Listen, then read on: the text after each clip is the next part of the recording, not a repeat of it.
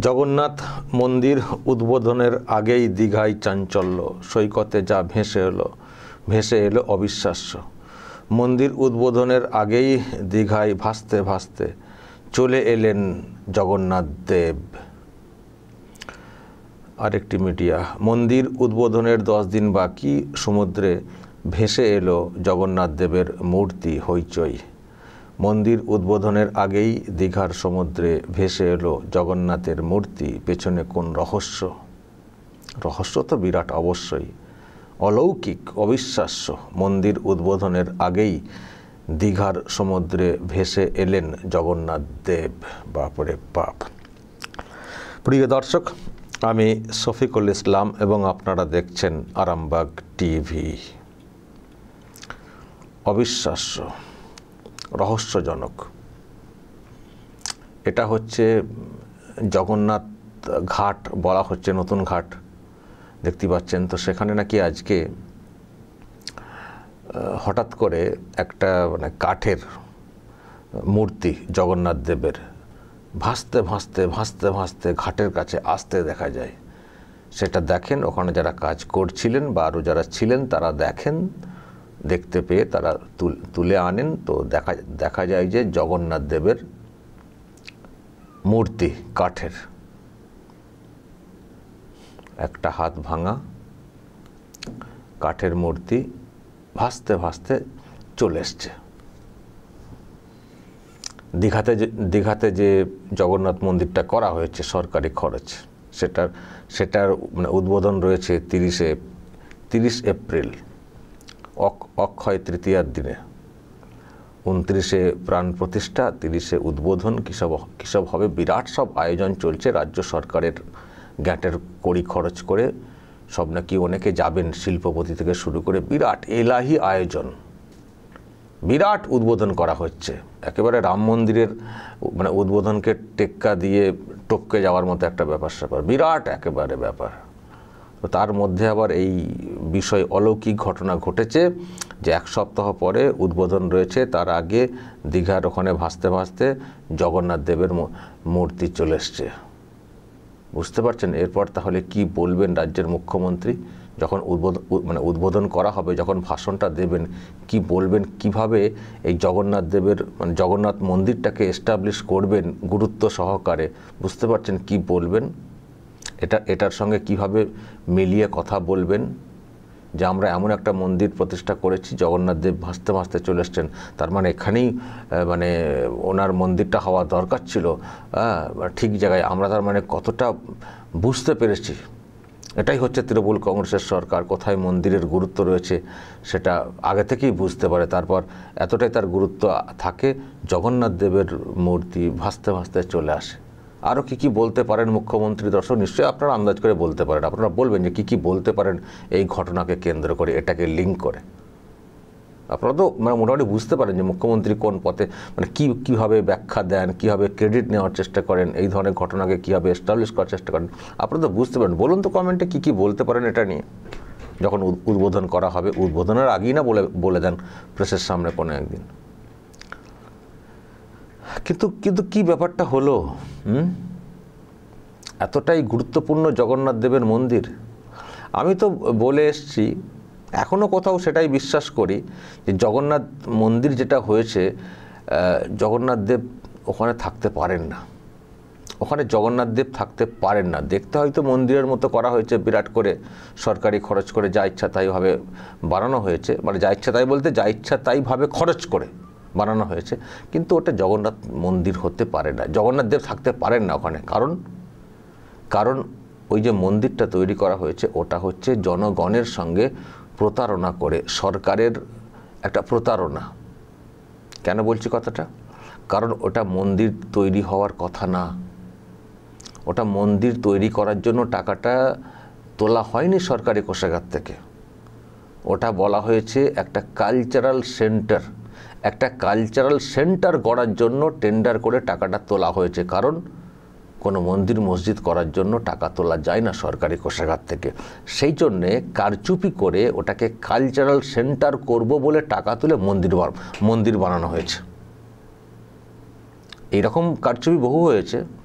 সেই ক্লাবগুলোকে টাকা দেওয়ার নাম করে পুজোর সময় টাকা দেবে, যেহেতু কোর্টে ধরা পড়ে যাচ্ছিল সরকারটা, তখন বলা হলো কি না করোনার ওই সব মুখে মাস্ক টাস্ক দেবো, স্যানিটাইজার দেবো, সেই জন্যে যাতে করে করোনা কন্ট্রোলে থাকে সেই জন্য আমরা দিচ্ছি, ওটা বলে দেওয়া হয়েছিল। কিন্তু যত প্রচার করা হয়েছিল, প্রচারে বলা হয়েছিল পুজো করার জন্য টাকা দিচ্ছি, মানে আমাদের সরকার পুজো করার জন্য টাকা দেয়, তখন কিন্তু বলা হয়নি যে করোনার ব্যাপারে যাতে না ছড়িয়ে যায় সেই জন্য একটা প্রিকশন নেওয়ার জন্য আমরা দিচ্ছি, তখন বলা হয়নি। সেটা বলা হয়েছিল কোর্টে যুক্তি খাড়া করার জন্য, কারণ যেহেতু পুজোর জন্য সরকার টাকা খরচা করতে পারে না, পুজোর জন্য সরকার খরচ করতে পারে না, তো সেই জন্য কোর্টকে ধুলো দেওয়ার জন্য, কোর্টের চোখে ধুলো দেওয়ার জন্য বলা হয়েছিল, ওটা আবার ওই জন্য দিচ্ছি। কিন্তু যতবার প্রচার করা হয়েছে পরবর্তী সময়ে মুখ্যমন্ত্রীর ভাষণে, ততবার তখন কিন্তু বলেন আমরা পুজো করার জন্য টাকা দিচ্ছি। তারপরে বাইরে বলেন পুজো করার জন্য, কোর্টে বলেন স্যানিটাইজার এইসব কেনার জন্য। এই যে কারচুপি, ওটা তো ওখানে হতোই, এখন আবার মন্দিরের ক্ষেত্রেও কারচুপি করা হয়েছে। বলা হয়েছে কালচারাল সেন্টারের জন্য টাকা, সেখানে মন্দির তৈরি করা হয়েছে। ফলে এ তো মন্দিরের মানে জগন্নাথ দেবের সঙ্গে এরকম হয়ে গেল না। একটা মন্দির তৈরি করা হবে, সেটা ফ্রেশলি হবে না, সেখানে ওই রকম কারচুপি করা হবে। বলা হচ্ছে কালচারাল সেন্টার, আর তৈরি করা হচ্ছে মন্দির, আর সেখানে জগন্নাথ দেব থাকবেন। ফলে ওই মন্দিরে জগন্নাথ দেব থাকতে পারেন না, এটা আমিও মনে করি।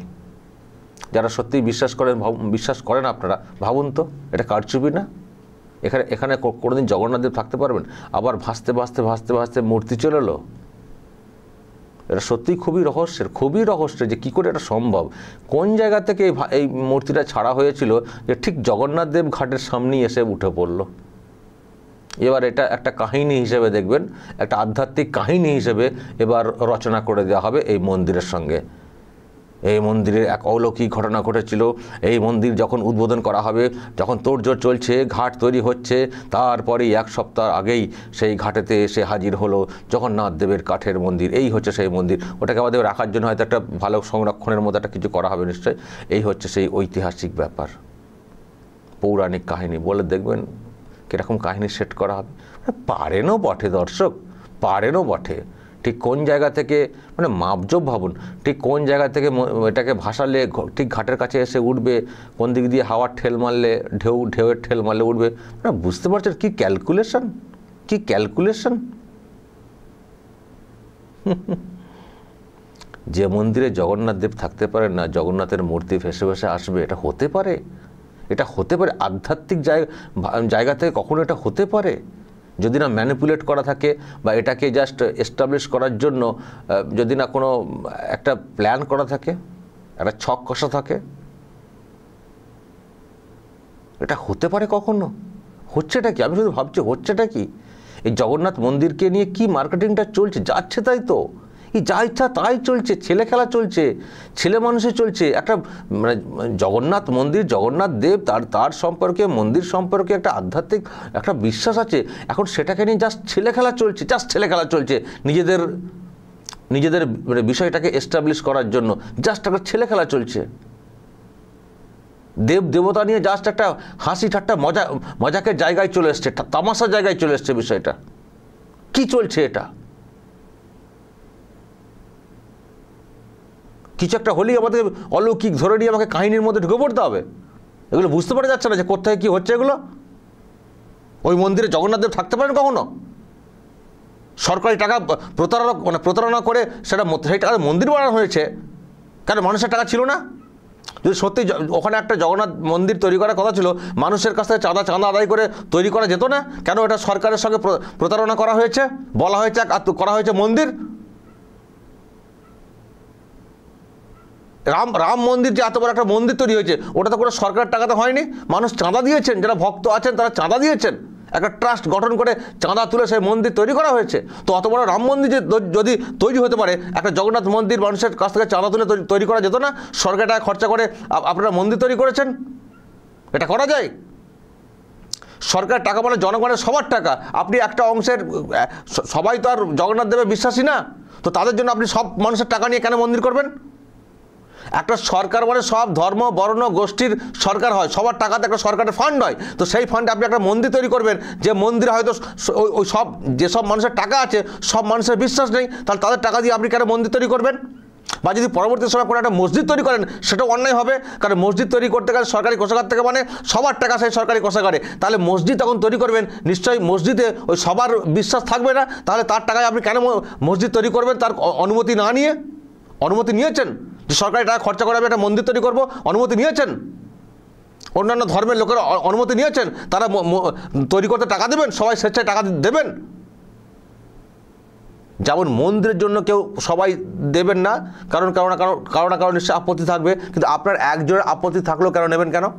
যেমন মন্দির করতে গেলেও জনগণের সবার মতামত থাকবে না, তেমনি মসজিদ তৈরি করতে গেলেও দেখবেন সবার মতামত থাকবে না, গুরুদ্বারা তৈরি করতে গেলে দেখবেন সবার মতামত থাকবে না। তাহলে আপনি ধর্মীয় এইসব প্রতিষ্ঠান সরকারি খরচে কেন তৈরি করবেন? আর এমনিতেই তো সরকারি কোষাগার থেকে খরচা করে মন্দির, মসজিদ, গির্জা এসব কিছু বানানো যায় না। তো তাহলে তো নরেন্দ্র মোদী রাম মন্দিরে নিজেদের টাকায় সরকারি খরচা করতে পারতেন, করেননি তো। করা যায় না বলে করেননি তারা, ভালো করে খোঁজ নিয়ে দেখবেন। আর আপনি একটা সরকারি খরচে, তাও আবার ওই রকম প্রতারণা করে ফেললেন, বললেন কালচারাল সেন্টার, করলেন মন্দির, আর সেই মন্দিরে জগন্নাথ দেব থাকবেন। যাদের বিশ্বাস আছে ধর্মে তারা এটা কখনো বিশ্বাসই করবেন না। ওই দেখতেই লাগবে মন্দিরের মতো একটা রূপ, কিন্তু ওখানে দেবদেবী থাকতে পারেন না, কারণ আপনি মানুষের টাকাতে প্রতারণা করেছেন। এটা হয় না। আর এই যে ঘটনা, এসব গল্প কথা অন্য জায়গায় দেবেন, এসব গল্প যদি আপনি কখনো লিঙ্ক করে বলেন তাহলে আমরা আরও পরিষ্কার হয়ে যাব যে কোত্থেকে কী হয়েছে। এগুলো বিশ্বাসযোগ্য না, জাস্ট একটা মার্কেটিং চলছে, আর দেবী বিশ্বাসের সঙ্গে জাস্ট একটা ঠাট্টা তামাশা করা হচ্ছে, এর বাইরে কিছু না। দর্শক বলবেন যদি আপনাদের এই নিয়ে আরও কিছু বলার থাকে অবশ্যই বলবেন, কমেন্ট বক্সে নজর রাখবেন আরামবাগ টিভিতে।